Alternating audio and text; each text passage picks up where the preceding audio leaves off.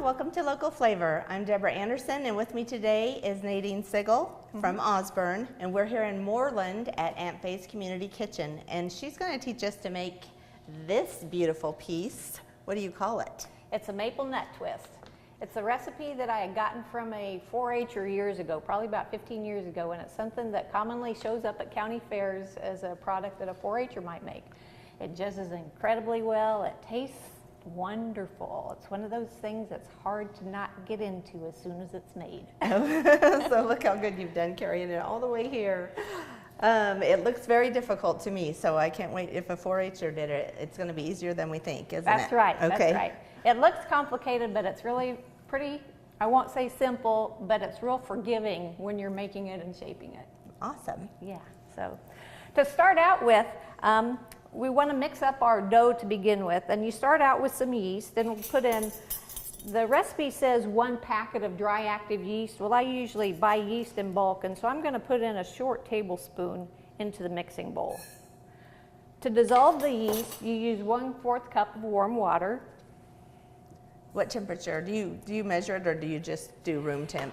It really depends on how fast I want it to rise. If I want it to rise faster, I will make sure that it's warmer, but it won't be above 120 degrees. And so usually I'll run my faucet to get it about as warm as what I want it to be. Okay. And so you just let it set for a little bit there. And I kind of swirl it around to get it to dissolve a little bit.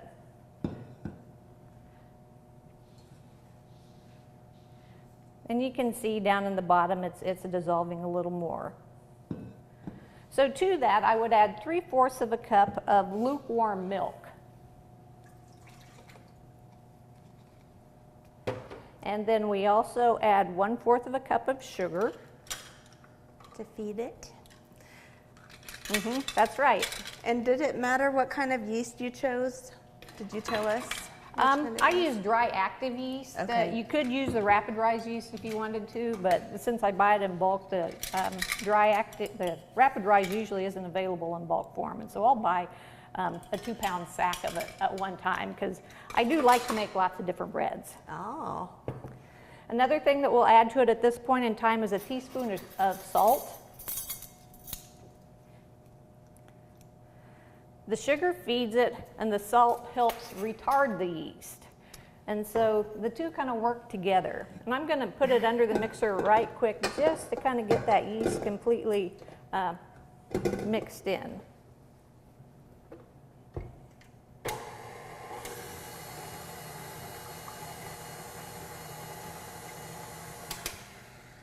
Oh, just a little. Yeah, just a little bit. It's just enough to get it to mix in. You see there's still a little clump on the blade there, but it's not too bad. Then to that, I'm also going to add 1 egg. And you always make sure that you break your egg into another container of some sort first so that you don't get any eggshells into your product, and also to make sure that the egg is good. Jennifer told us that if you let your egg set out long enough after you crack it, if there is a shell, it kind of works its way up. Is that true? Probably I didn't could be know. true. I've never tested I don't it. know. I've not tried that. Usually I just get a spoon and dig it out right away. There's also 1/4 of a cup of butter or margarine that gets put into it. I like to use the butter or margarine when I'm working with kids to teach them a little bit about measurements. And because when they look at the stick, they can see the number of tablespoons that's in a stick. And so with 1/4 of a cup, it will be 4 tablespoons. And so we would count it out together.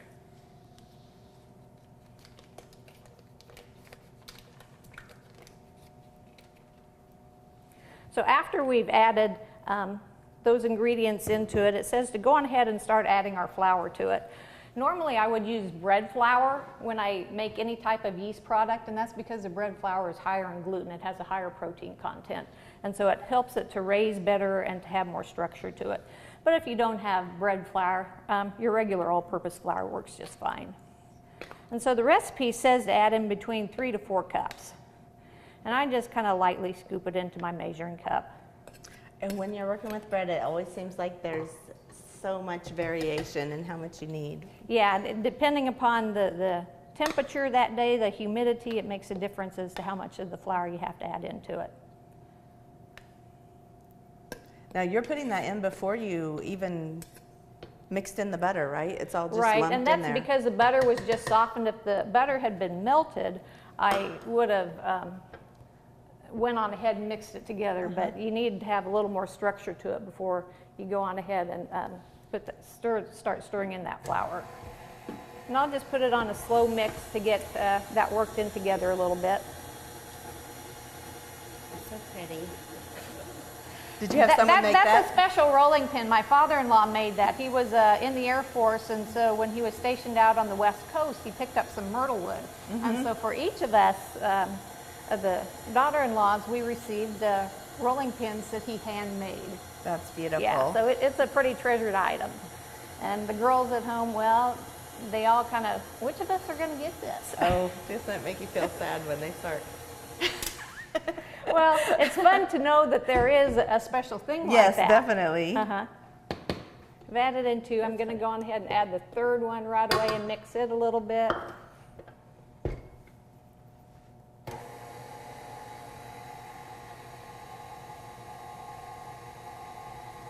I like this kind of mixer that you can start at a real slow speed because then you don't have the flour coming out all over everywhere. Yeah, you're good at keeping it in there. Seems like I have it dusted everywhere all the time. I'm going to let it mix for just a little bit to make sure we get that butter all completely incorporated into it instead of having a few clumps of it here or there.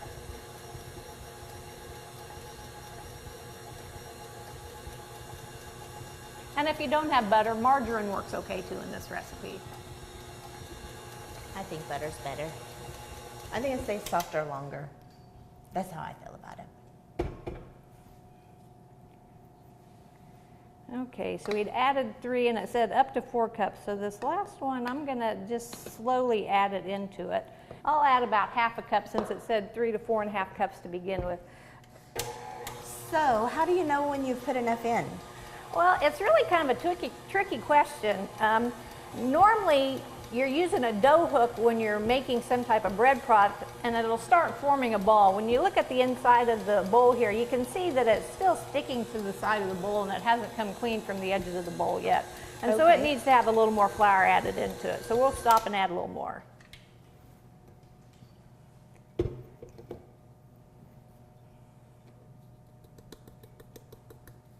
And it really doesn't matter. Next time, it's not like we can say we used exactly this much this time, so I know how much next time. You just every time have to judge it. Yeah, you just have to go by the feel of it every time you make bread dough. Weather plays such a big factor in it. Humidity makes a really big difference on the amount of flour that you have to add. And it also depends on how much you fluff up your flour before you start up with too. If it's more compact in the measuring cup to begin with, it's not going to take as much flour. If you have fluffed it up to begin with, then it's going to take a little more. And you can see when you look at this now that it really has, it's coming together into a ball now. And so I'm not going to add any more flour to it, and I'm just going to let it set this way and knead. What we're doing is kneading the dough so that the gluten structure develops inside of it. And let it knead for about 5 minutes now. Okay, so while it kneads, why don't we go ahead and take a short break and we'll watch it knead, and when we come back, we'll be ready to work with the dough. Okay, sounds good. You should never run out of the important stuff.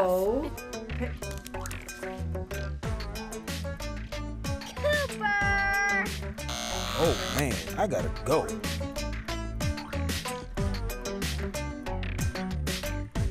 If your current wireless plan leaves you at the end of your rope, imagine how you'll feel with Nex-Tech Wireless with unlimited everything. Nex-Tech Wireless gives you the freedom to go as far as you want. Nex-Tech Wireless, something different. The easiest way for you to get anywhere in the country is the Hayes Regional Airport. Twice daily flights between Hayes and Denver means you are only 45 minutes from over 100 direct flights to get you to your destination as quick as possible. Service from SkyWest has completely changed the flight experience out of Hayes thanks to their 50-passenger jets that include complimentary beverages and an in-flight restroom. With free parking and short security lines, there has never been a better time to use the Hayes Regional Airport. The next time you travel, check Hayes first at flyhays.com to see the time and money you could save. What a girl wants in her home kitchen.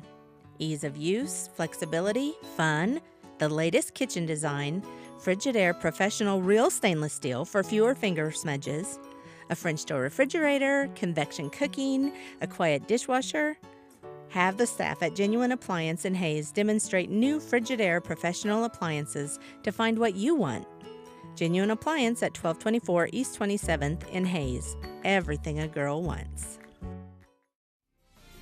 Welcome back. We have kneaded the bread for quite a few minutes and it's all ready to start raising. But I have a question. What if, and I know we all do, but what if someone doesn't have a stand mixer to do all that kneading for us? It's pretty easy to do it on your kitchen countertop or the table or any place that you want to. I used to work with a lot of kids teaching bread in the bag, and so they had to learn how to knead this on their own. Did they knead it inside the bag? Well, they would start kneading it inside the bag, but then they'd have to finish out on the table.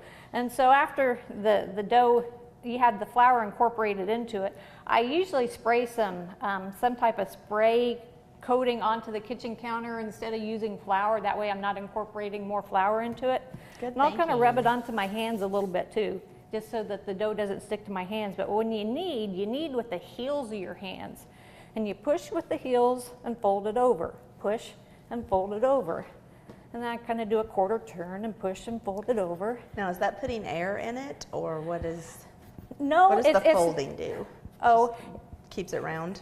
Yeah, it just keeps it round so that you're developing the structure all the way through it. Because if you didn't turn it, you'd just be pushing in the same spot all the time, and everything on the edge wouldn't get kneaded. And you'd have to do that for 5 minutes? Oh, normally if you're hand kneading something, they say longer, closer to 10 minutes for the gluten structure to develop. And so using a mixer is sure a lot easier. I'll say. But look it develops some muscles in your arms. That's what I was thinking. And you can tell when it's really ready to stop, because it just kind of springs back into shape again. If you were to have started this clear from the very beginning instead of using the mixer, it would have just kind of spread out. But this just springs back into shape now, and that's because the gluten is developed enough. And you've just got that so smooth and beautiful. Yeah. Look at that. And it just has a nice coat on it. And you can see underneath there that there's small air holes that are starting to develop. And that's another way of knowing that you've kneaded it long enough. Okay. And so we'll set this into the bowl and let it raise now. And it takes anywhere from about an hour to an hour and a half, depending upon air temperature, for it to raise. And I always spray it with something just to keep it moist on top, or to add that little bit extra liquid so that the dough doesn't dry out.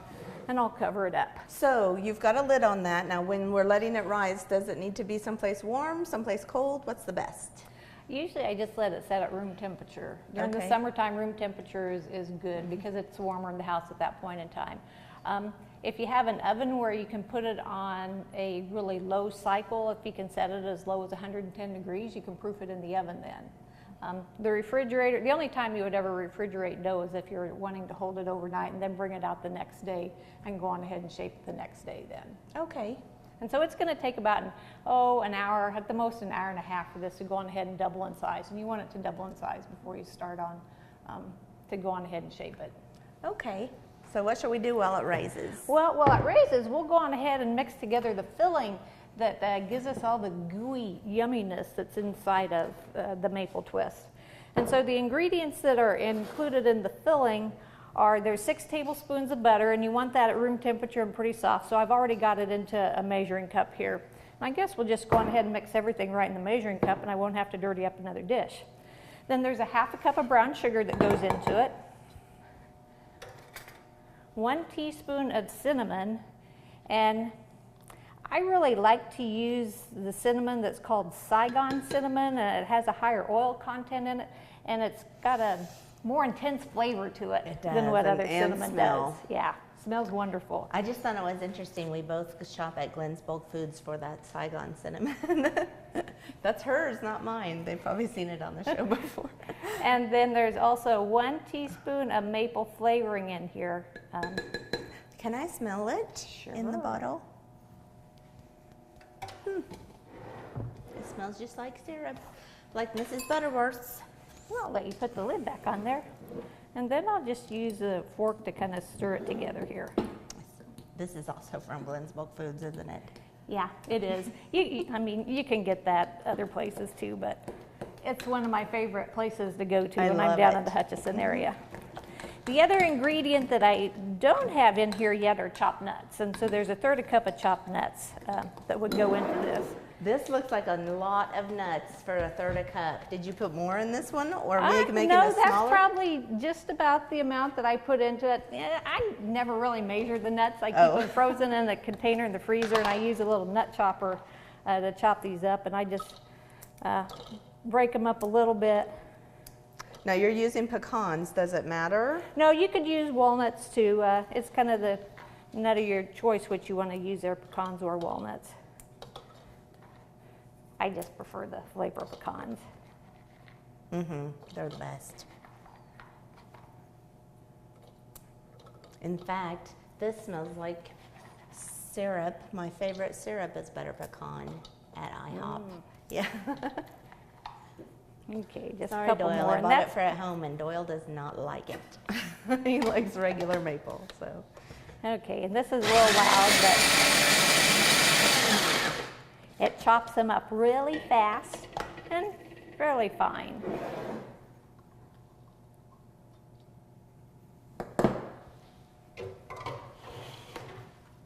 And you're mixing that right in.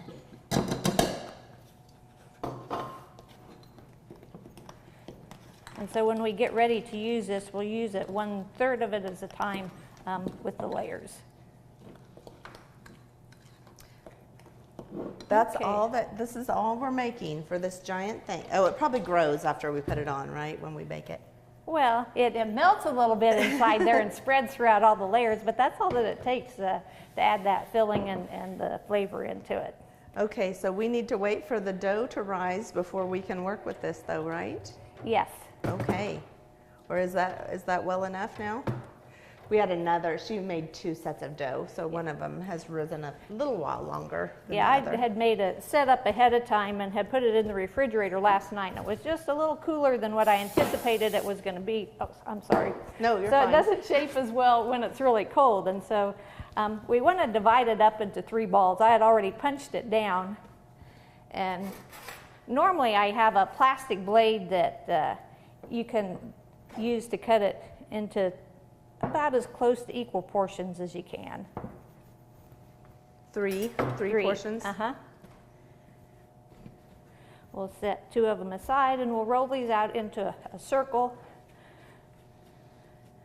And I usually just kind of flatten it out a little bit first. Now she was making sure that she kept it in the fridge overnight, and she was making sure that it got back to about, what do you think, room temperature? Yeah, you want it back to room temperature so that it will shape easier. Okay. It may roll a little rougher for me today just because it's still a little cold. You want to get this into about a 16-inch circle. Oh, and good. Counter height is just a little taller than what I usually like to have it at. Normally when I roll this, I'll use a tabletop so that I don't have to stretch quite so far, because I'm a fairly tall person. And is if on you her were a tippy short toes. person doing this, You're using muscles, I can see. Yeah. Look at her go. And she is on her tippy toes. We should have got a lower one. Well, at least it's staying out there for you. yeah. That is so smooth and pretty. I feel kind of guilty that Okay, and so it's not perfect in shape or anything. Okay. But whoops. We're gonna use this pizza pan then to put it on, and I'll come back over this way, but again, spray it so that it doesn't stick.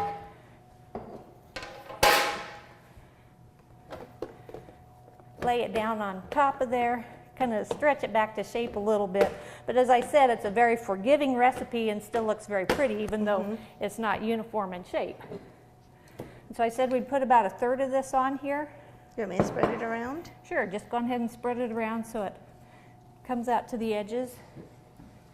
And I'll start on the second one. And then I don't know how we're going to make these round things look like that. I'm really excited to see it. That's the fun part. My kids always like doing that part. It's called a braid, so, right? It's called a twist. A twist, And okay. it's because you twist each of those individual spokes or sections. Well, why don't we work on these 3 pieces and then do the twist when we come back from break? How about that? That works. Okay, we'll take a short break here to get these all rolled out and dressed up, and see you in a minute. The plumber said there's something wrong with my water. It looks like you have hard water. You need a water softener. Let me show you the options we have. Hey, do you guys deliver salt? We sure do. What about drinking water? We have water coolers and drinking water systems. We even have bottled water. Find us on Facebook and itsbetterwater.com. And remember, It's not just water, it's better water! Here come the Men in Black trucks for all your home needs. If you need repairs or a professional to check your home for damage, call the local guys you know and trust at AquaShield Roofing and Construction. Their 5-year warranty will give you the peace of mind you need from a company that will be there to stand behind their work. Call AquaShield Roofing and Construction at 785-475-2533 or visit aquashieldroofing.com today. Welcome back. This is our 3 layers of peanut butter pancakes. Our dough with the our maple nut twist, mixture. yeah. Yes. And Okay. we've got it divided in between the 3 layers, and so now we're ready to do the shaping to make it look like this beautiful product. And so I'll use something like a small half-pint canning jar and set it into the middle, and that kind of forms a circle in the middle, and it gives me a guide as to where I want to cut my spokes. And so using that blade, I just cut through.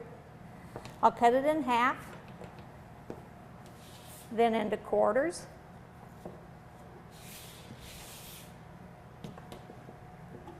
Then each of those quarters I'll cut into 4 pieces. That's all? Oh, no, And- 4 pieces. Okay. Yeah, so we end up with 16 pieces and then the center circle. And she's doing them all by halves, so it's easy. You didn't have to measure it really. Yeah, no, sometimes the pieces aren't all exactly equal, but that's okay. This is one of those you just go by sight. And the fun part of this is when you start twisting it to give the twist shape to it. Well, it's already looking a lot different than I could imagine.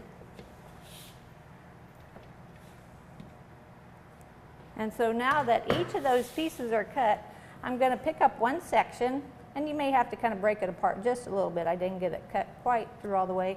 I'll pick it up and I'll twist it 3 times. 1, 2, 3. Take the end of it and tuck it under.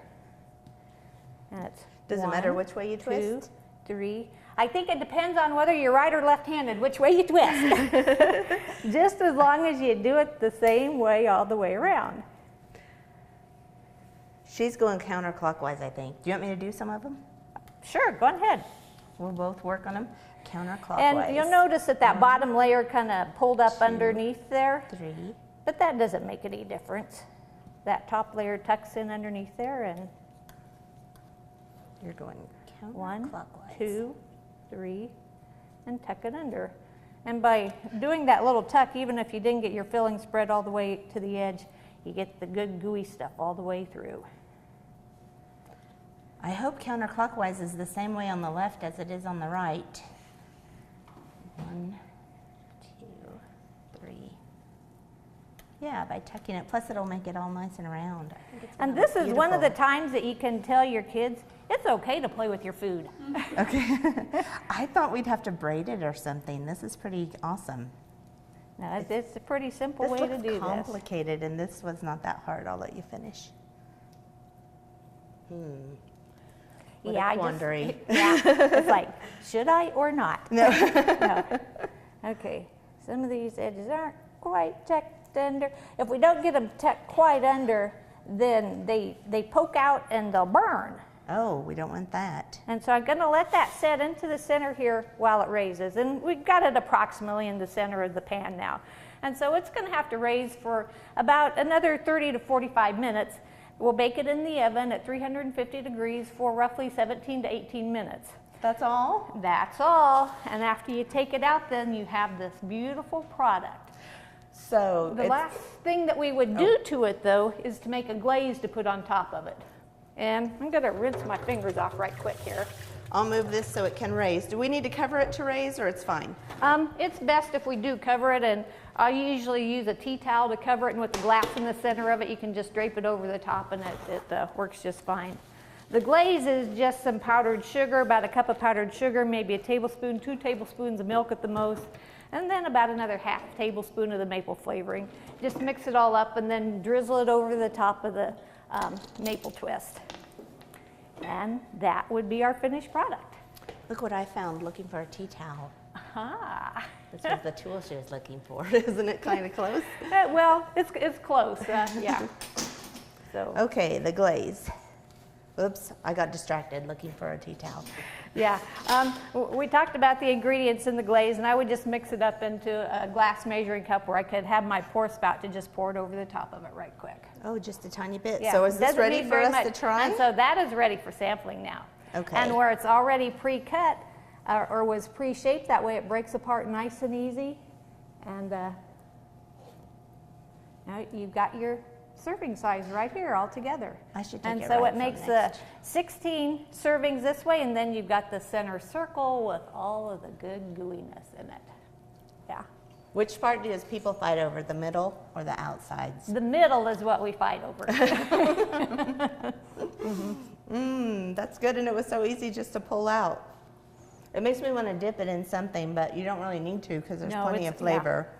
And if you baked it up the day ahead of time, just putting it into the microwave for 7-8 seconds per serving piece, it warms it up nicely, and it's really good. Oh, it's so good. It's so good. There's flavor in every single inch of this. So delicious. It's something that I'd like to make to take to bake sales because people see that. You can put a price tag of $25 on that, and they won't even question it. If you went into a restaurant now they will. No. Serving it for a cinnamon roll in a restaurant would be, what, $2.50, maybe $3, and so you've got a very economical, nice brunch. Well, thank you very much for showing us how to make something that looks so impressive so easily. I hope you'll come back someday. Thank you for joining us on Local Flavor.